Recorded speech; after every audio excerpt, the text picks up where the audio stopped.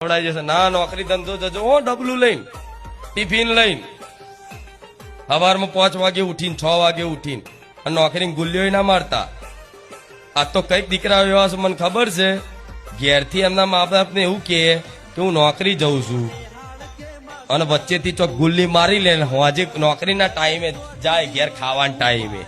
એના મા બાપ ને તો એવું લાગે કે મારો દીકરો નોકરી કરીને આવ્યો પણ દીકરો ખબર ના હોય ચોક રખડીને આવ્યો આજ ગુલ્લી મારી છે